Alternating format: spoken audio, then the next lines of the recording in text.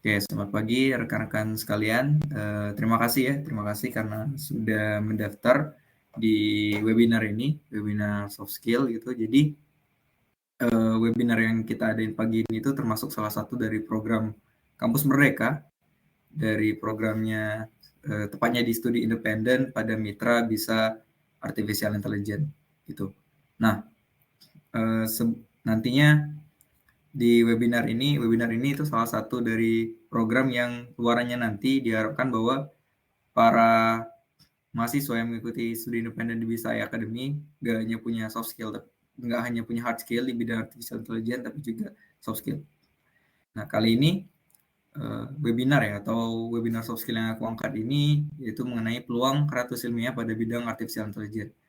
Nanti kenapa sih aku ngangkat tema ini? Mungkin akan aku jelasin ketika perkenalan nanti.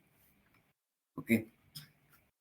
Let's keep in touch gitu. Jadi halo semua, kenalin ya, nama aku Ari Mitsal. Ini moto aku ya, jadi maksimalkan semua kesempatan. Instagram Arik Basuni, boleh saling follow. LinkedIn juga ada, Arik Mitsal, cari aja sesuai nama aku. Beberapa pencapaian yang pernah aku capai di kuliah ya, selama kurang lebih 3 tahun kuliah ini. Pertama, aku pernah jadi finalis di Pekan Ilmiah Mahasiswa Nasional ke-33 Universitas Gadjah Mada tahun 2020.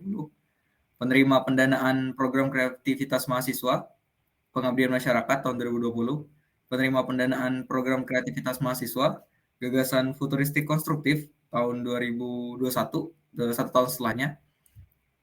Lalu penerima pendanaan program mahasiswa wirausaha Universitas Sriwijaya tahun 2021, juara 2 lomba karya tulis ilmiah tingkat nasional Gebiar Elektro Sriwijaya tahun 2021 juga, lalu finalis program kreativitas mahasiswa Fakultas Teknik Universitas Sriwijaya tahun 2021. Jadi aku juga mahasiswa ya, masih mahasiswa di Universitas Sriwijaya, tepatnya pada program studi teknik elektro. Sekarang sedang menempuh masa-masa akhir ya. Jadi lagi di tahun-tahun terakhir aku menjalani studi di teknik elektro Unsri. Gitu. Nah, kenapa sih aku ngangkat tema mengenai karya tulis ilmiah dibandingkan teman-teman yang lainnya banyak yang mengangkat mengenai programmer dan sebagainya. Yang pertama, karena program yang aku ambil di BISA AI ini itu namanya artificial intelligence research gitu, AI research. Jadi riset ilmiah pada artificial intelligence. Jadi dengan program yang aku ambil itu, aku ngerasa bahwa ini relate gitu untuk kita angkat dalam materi gitu. Jadi aku di sini juga masih proses belajar ya. Jadi semua yang aku jelasin dan aku paparkan nantinya itu berdasarkan pengalaman pribadi dan juga pengetahuan aku. Kalau nanti ada perbedaan ataupun ada misinformasi yang berbeda di antara aku sama teman-teman di sini atau rekan-rekan di sini, silakan nanti kita bisa diskusi ya. Kita bisa diskusi. Kalau seandainya nanti sesi diskusi itu belum ada titik temu atau aku belum bisa bantu memberikan informasi yang valid, nanti kita bisa lanjutkan di sosmed gitu ya. Jadi PR gitu buat aku. Oke, soalnya juga teman-teman kalau seandainya ada kendala ya, kendala teknis gitu, misalnya suara aku nggak muncul atau PPT-nya nggak muncul, tolong teman-teman bisa on mic ya, karena di sini aku nggak bisa ngelihat chat dari teman-teman gitu. Oke, sip. Kita lanjut ya ke materi. Jadi apa aja sih yang bakal kita bahas ya hari ini? Yang pertama itu kita akan bahas perbedaan mendasar gitu ya, dari esai ilmiah dan kreatus ilmiah. Kenapa aku pilih esai? Karena secara umum sebenarnya ada dua gitu ya, ada esai dan ada kreatus ilmiah. Nanti aku akan jelasin lebih lanjut. Lalu poin kedua ada format esai ilmiah dan karya tulis ilmiah. Poin ketiga, ciri-ciri esai ilmiah dan karya tulis ilmiah. Poin keempat, langkah-langkah atau dalam proses pembuatan esai ilmiah dan karya tulis ilmiah. Dan poin terakhir ya, peluang penulisan. Jadi memang peluangnya itu aku letakin di terakhir karena sebelum itu kita harus ngerti dulu apa sih yang sebenarnya berpeluang gitu. Apa sebenarnya yang akan kita buat sesuatu yang berpeluang itu apa. Jadi fundamentalnya kita harus tahu dulu, baru nanti kita tahu peluangnya gimana. Oke. Terus jadi apa sih kreatus ilmiah itu? Gitu. Jadi perbedaan mendasar ya, perbedaan mendasar kreatus ilmiah ya, mengenai kreatus ilmiah. Pertama itu kreatus ilmiah itu merupakan sebuah tulisan gitu ya, sebuah tulisan yang disusun untuk memecahkan sebuah masalah melalui penelitian dan pembahasan secara komprehensif. Gitu. untuk mendapatkan sebuah solusi yang diharapkan. Nah, jadi penelitian itu ada banyak ya, ada banyak metode yang bisa digunakan, ada metode penelitian dan pengembangan atau development, ada juga metode studi literatur, ada juga metode eksperimen. Nah, setiap metode yang digunakan untuk memecahkan sebuah masalah lalu dituangkan dalam suatu tulisan ya, menghasilkan solusi yang diharapkan itu bisa disebut sebagai karya tulis ilmiah. Nah, outliners juga bahwa karya tulis ilmiah yang kita bahas di sini ya teman-teman, mungkin sering juga teman-teman kenal dengan makalah. Sebenarnya yang lebih tepat itu adalah ini adalah makalah gitu. Jadi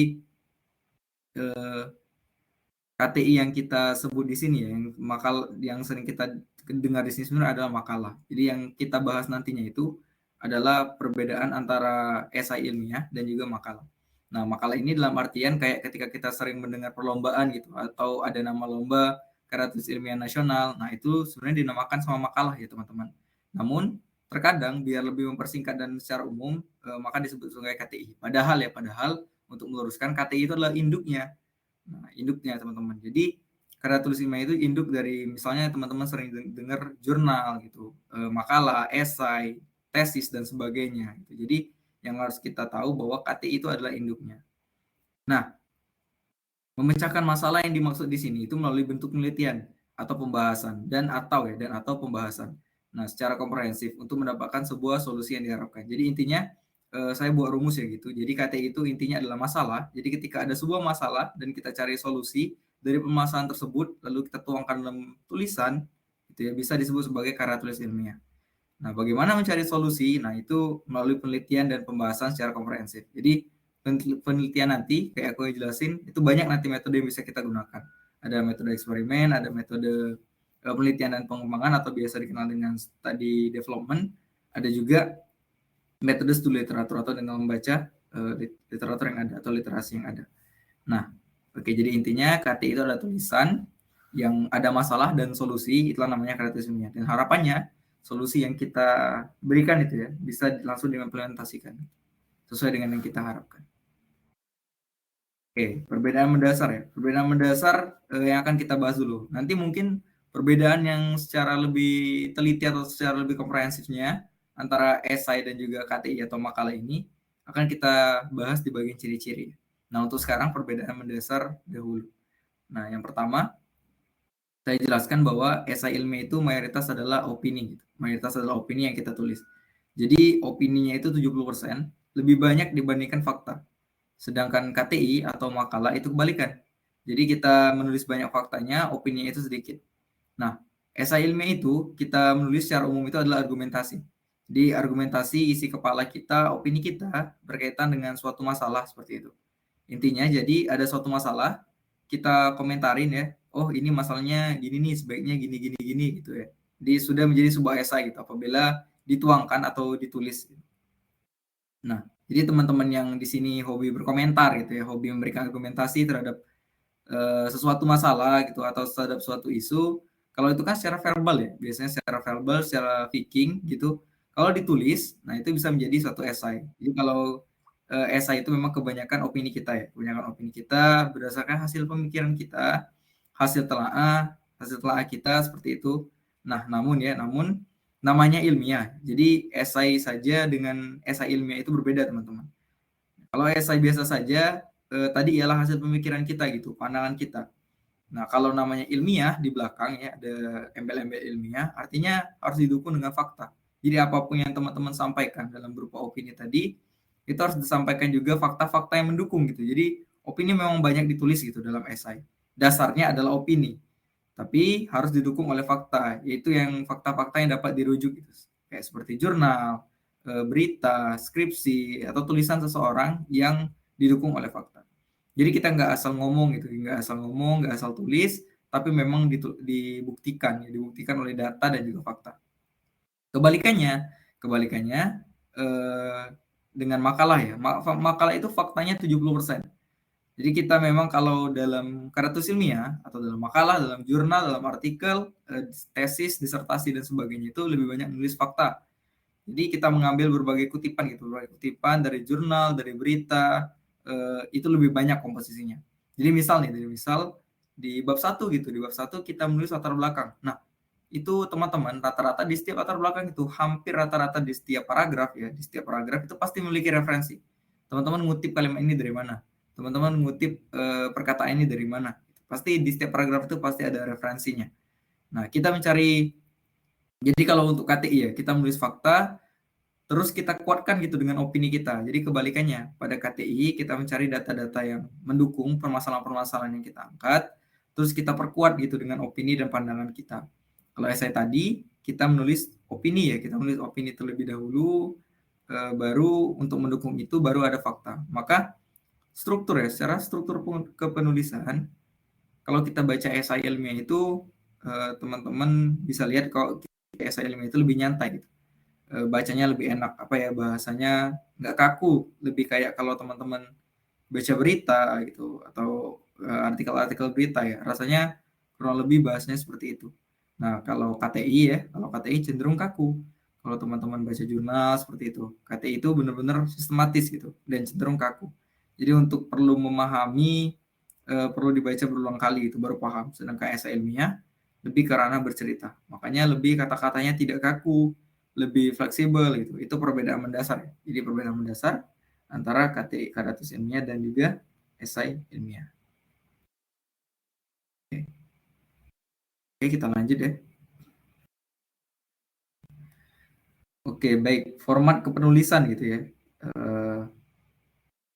Sebentar.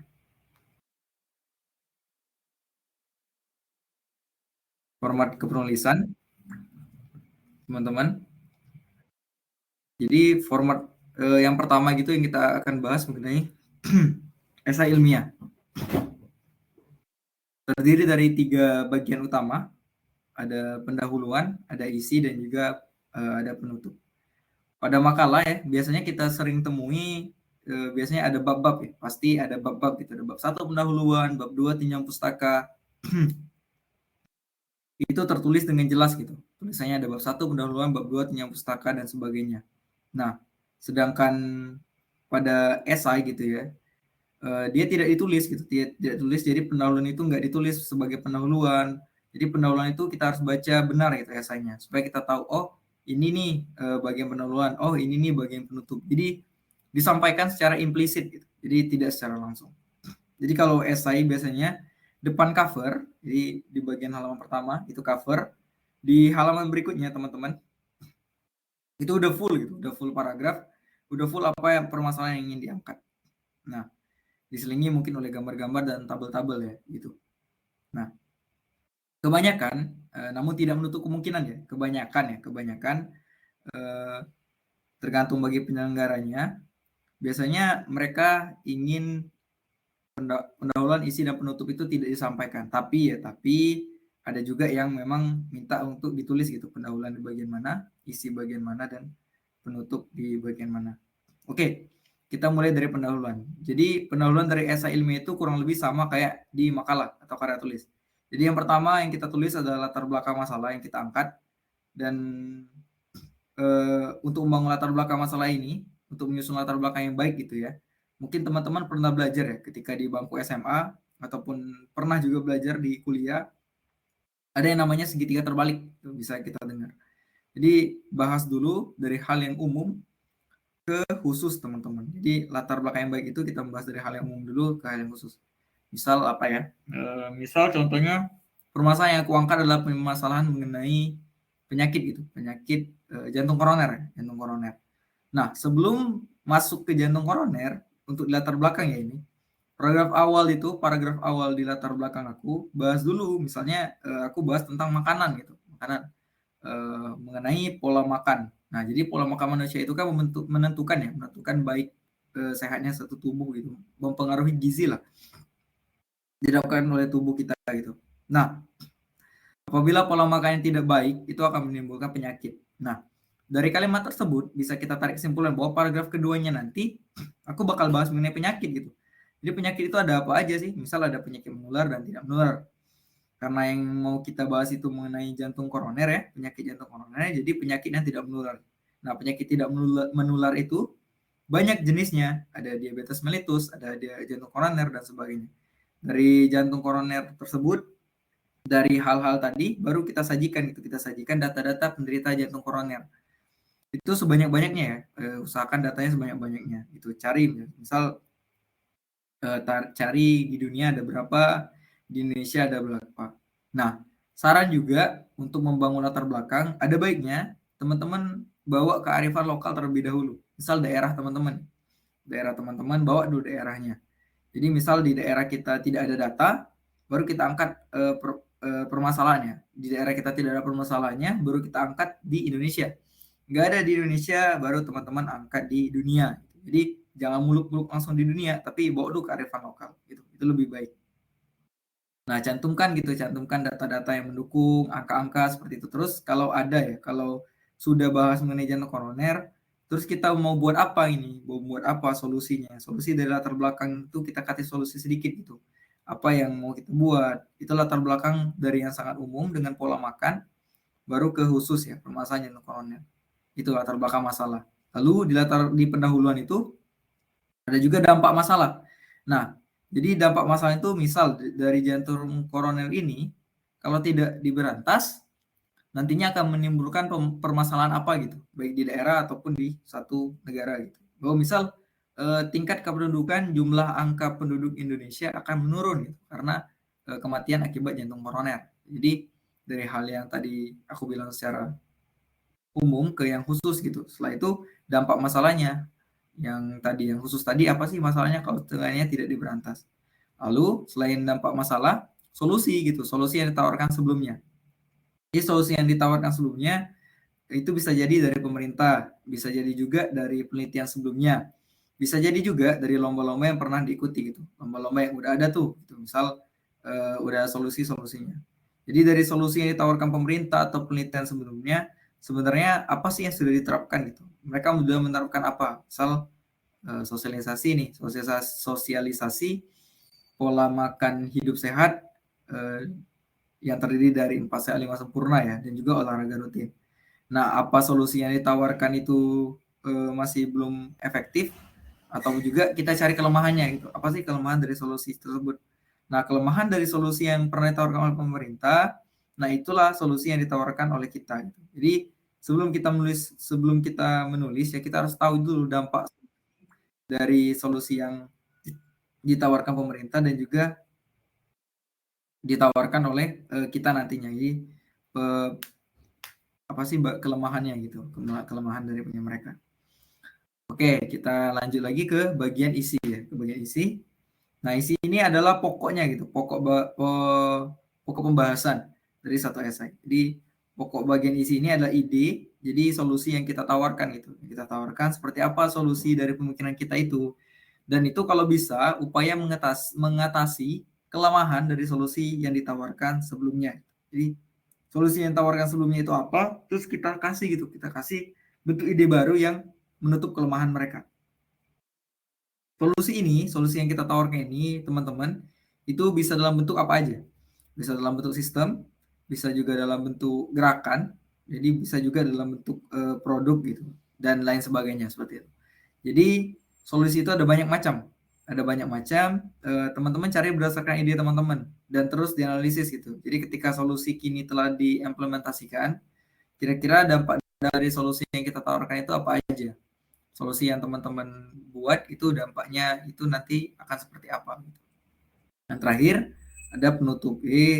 Penutup ini ringkasan gitu, ringkasan dari keseluruhan saya teman-teman. Masalah utama yang dihubungkan dengan garis besar ide gitu. Jadi masalah ada benang merah lah antara mulai dari latar belakang sampai penutup itu harus ada benang merah. Jadi harus ada di penutupnya mulai dari mungkin simpulan dari ide teman ditawarkan dan juga data-data yang mendukungnya gitu. Jadi solusi teman-teman itu kalau diterapkan akan efeknya, dampaknya itu seperti apa. Oke, itu untuk esai ya. Jadi ada 3 bagian pada esai. Kita lanjut ke keratus ilmiah. Nah, struktur makalah ya, atau struktur makalah atau LKT ini mungkin di sini aku jelasinnya lebih ringkas ya, lebih ringkas. Berbeda gitu, berbeda dari esai tadi. Kalau esai kita lihat ada 3 bagian ya. Nah, tapi kalau makalah biasanya terdiri dari bab-bab.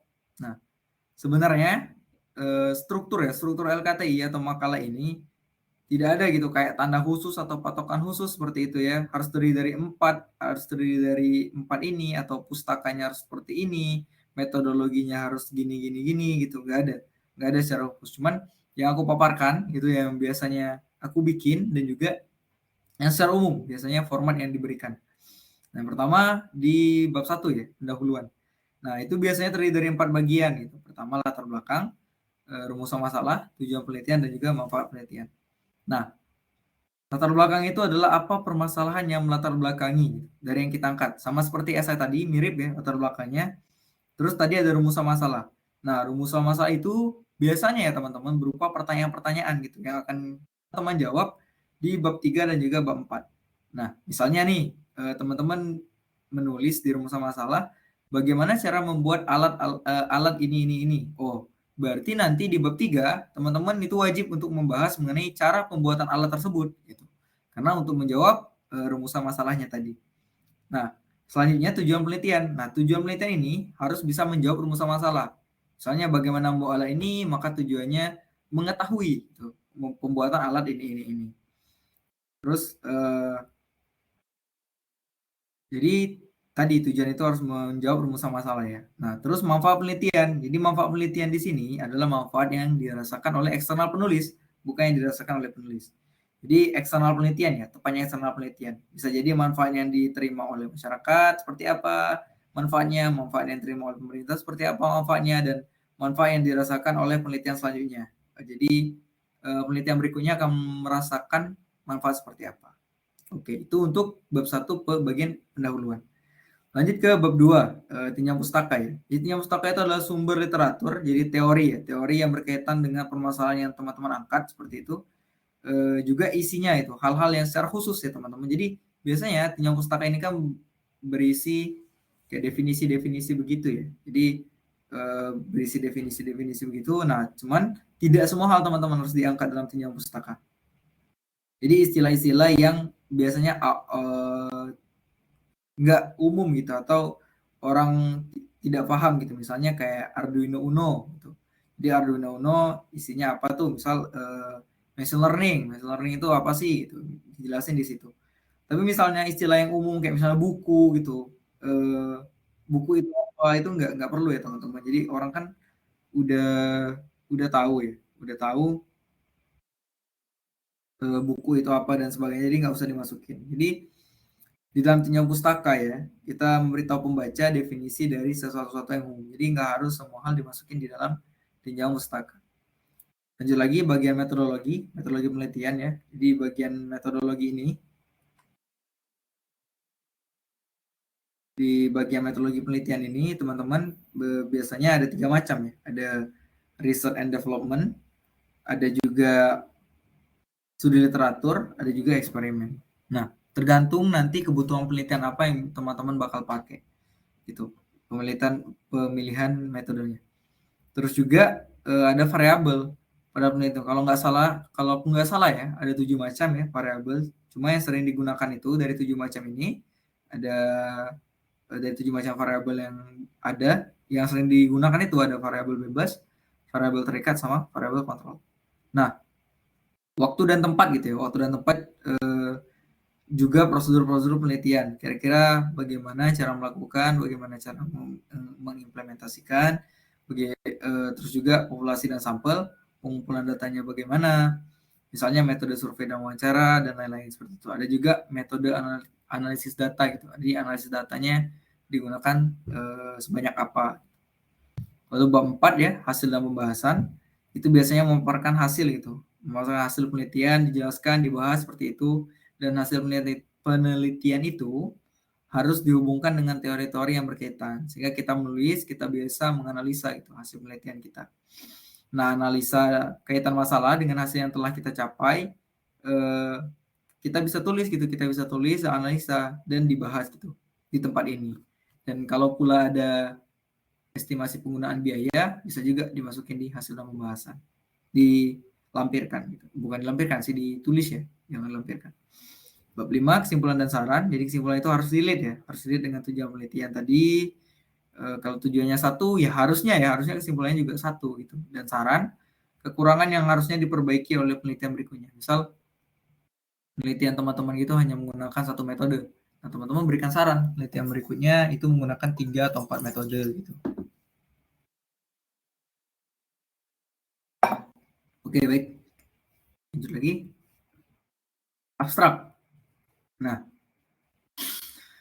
jadi abstrak ini secara umum adalah rangkuman penelitian ya, bisa kita sebut sebagai rangkuman penelitian atau garis besar dari penelitian yang ingin teman-teman lakukan. Nah, abstrak ini teman-teman biasanya terdiri dari panjang maksimalnya 250 kata. Biasanya 150 sampai 250 jumlah katanya.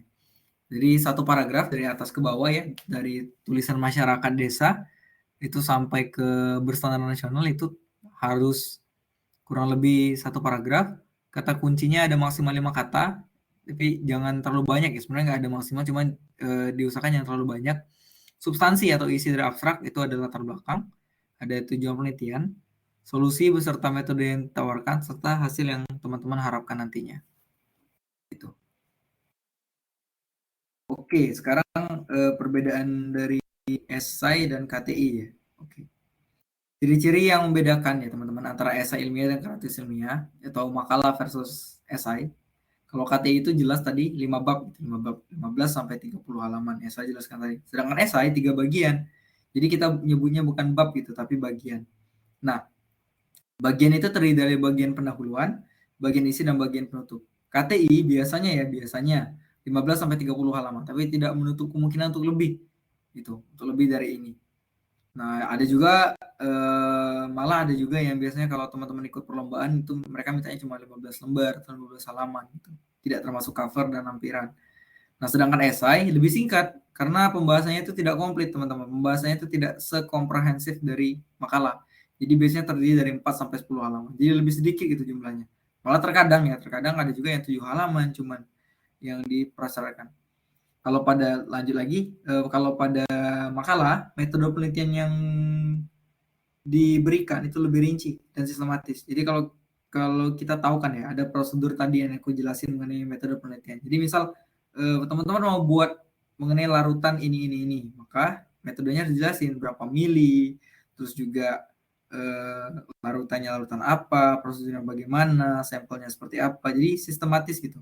Sebutkan juga tempat dan waktunya dan datanya. Semuanya secara rintis dan sistematis.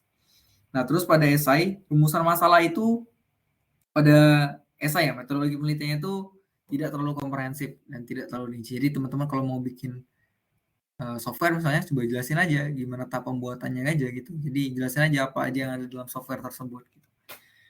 Terus untuk rumusan masalah pada KTI itu tersurat, jadi teman-teman bisa lihat rumusan masalahnya. Masalahnya itu ada apa aja, poin-poinnya. Sedangkan pada esai rumusan masalah itu tidak dijelaskan gitu atau saya tersirat. Nah, jadi tidak dijelaskan bagaimana bla bla bla bla gitu dan saya tersirat. Misal nih, kalau di esai kita mau buat aplikasi atau fitur. Nah, kalau di dalam makalah itu kita jelaskan kan bagaimana cara membuat ini. Nah, tapi kalau dalam esai itu langsung dijelasin aja fitur-fiturnya. Lalu perbedaan yang paling besar juga di makalah itu biasanya ada abstrak, di makalah itu ada abstrak, sedangkan di esai itu tidak ada abstrak. Oke, selanjutnya ke langkah-langkah pembuatannya. Langkah-langkah pembuatan, teman-teman, yang paling utama adalah mengidentifikasi masalah. Jadi bagaimana cara mengidentifikasi masalah yang baik? Yang pertama itu ada beberapa ya tips dari aku yang biasanya dipakai. Observasi lingkungan sekitar itu. Jadi lihat dulu masalah yang paling kecil. Lihat dulu masalah yang ada di sekitar teman-teman. Jangan langsung muluk-muluk ke masalah yang lebih besar. Misal nih, teman-teman di rumah sering lupa kunci pintu gitu, atau di kos lupa kunci pintu. Coba jadi satu permasalahan dibuat dalam bentuk kreatif ilmiah. Bagaimana membangun sistem smart door lock system gitu ya. Jadi kunci pintu otomatis gitu. Atau juga lihat alarm gitu ya, alarm bisa ngingetin untuk kunci pintu. Itu jadi observasi lingkungan sekitar. Lalu yang kedua, berbanyak literasi. Jadi membuka cakrawala atau wawasan di bidang yang disukai. Jadi misal teman-teman suka baca artikel, suka baca berita, nah itu kan baik tuh ya, bagus ya. Jadi teman-teman bisa tahu permasalahan di bidang tersebut. Kayak contoh, aku di bidang teknik elektro senang artikel atau berita mengenai teknologi. Jadi aku tahu teknologi perkembangannya udah sampai mana, permasalahannya apa aja gitu ya, dan apa aja yang akan dikejar di kedepannya. Terus berikutnya juga diskusi ya, diskusi dengan teman, gitu. Diskusi dengan orang-orang yang mempunyai visi yang sama dengan kita gitu. Jadi teman-teman diskusi dengan mereka, mungkin bisa jadi ada apa ya, ada hasil dari diskusi tersebut yang bisa teman-teman tulis gitu, permasalahan bisa diangkat. Lalu mengenal diri sendiri gitu, fokus pada kemampuan di dalam diri. Jadi jangan teman-teman angkat sesuatu yang teman-teman ragu atau nggak bisa. Gitu. Sebenarnya boleh, tidak dilarang, cuman bagaimana teman-teman mau mengidentifikasi, menganalisa kalau seandainya teman-teman tidak tahu, gitu, tahu apa yang akan dibahas. Jadi harus mengenal diri sendiri. Yang terakhir, biasanya yang paling sering digunakan gitu ya. Jadi namanya jurus ATM. Amati, tiru, tiru, modifikasi terhadap penemuan atau penelitian telah ada sebelumnya. Jadi teman-teman lihat penelitian yang ada sebelumnya, mereka pakai metode apa, datanya seperti apa, variabelnya apa, ya teman-teman modifikasi gitu bagiannya. Jadi jangan teman-teman copy paste, jangan plagiarisme ya, tapi dimodifikasi. Kayak misal contoh di PKM ya, di PKM itu ada banyak penelitian yang udah dilakukan di PKM karena proposalnya itu ada ribuan. Teman-teman bisa lihat dari sebanyak proposal itu, teman-teman apakah ada yang bisa diganti? Misal teman-teman ganti metode, teman-teman misalnya ganti data yang digunakan di data daerah teman-teman, di RW, gitu, di RT-nya, itu kan bisa juga tuh, karena datanya data yang berbeda atau data yang baru, data yang unik, gitu teman-teman. Oke, lanjut lagi. Nah, peluang KTI pada bidang artificial intelligence. Jadi, mana ya? Oke. Jadi sebenarnya AI ini sudah ada di segala bidang ya, hampir semua bidang. Mungkin yang aku angkat ini beberapa aja, di bidang pendidikan ya, bidang pertahanan, bidang kesehatan, dan juga bidang bisnis. Jadi misal teman-teman angkat permasalahan dari setiap bidang ini, di bidang pendidikan misalnya, selama pandemi ini pembelajaran dilakukan bagaimana secara virtual. Gitu. Teman-teman bisa angkat permasalahan itu, bagaimana cara memaksimalkan pembelajaran walaupun secara daring gitu ya, dalam jaringan. Ada juga di bidang pertahanan ya, di bidang pertahanan, gimana pemanfaatan AI itu di bidang pertahanan, bagaimana mungkin dia bisa mengenali target yang harus target yang harus dilumpuhkan gitu, ataupun simulasi pelatihan. Bisa juga di bidang kesehatan ya udah banyak, kayak contoh misal teman-teman ngebantu hasil citra medis, ronsen dan sebagainya. Ada juga ECG, kalau pernah dengar teman-teman di smartwatch-nya bisa ngedeteksi detak jantung ya, ECG gitu. Ada juga EEG dan sebagainya. Nah di bidang bisnis bisa jadi teman-teman membantu para pelaku UMKM gitu, UMKM ataupun para pelaku pengusaha bagaimana memanfaatkan AI di sini. Nah peluangnya di Karya Tulis, setiap bidang artificial intelligence ini teman-teman bisa terapin metode yang tadi aku jelasin itu, mulai dari metode identifikasi masalah sekitar sampai ke ATM, ada setiap bidang, dan itu mempunyai peluang gitu untuk teman-teman tuangkan dalam sebuah tulisan yang nantinya entah bisa teman-teman publikasi ataupun dimanfaatkan untuk mengikuti lomba dan sebagainya gitu. Oke, itu penjelasan dari aku ya. Jadi cukup dulu, sekian. Terima kasih teman-teman atas partisipasi dan juga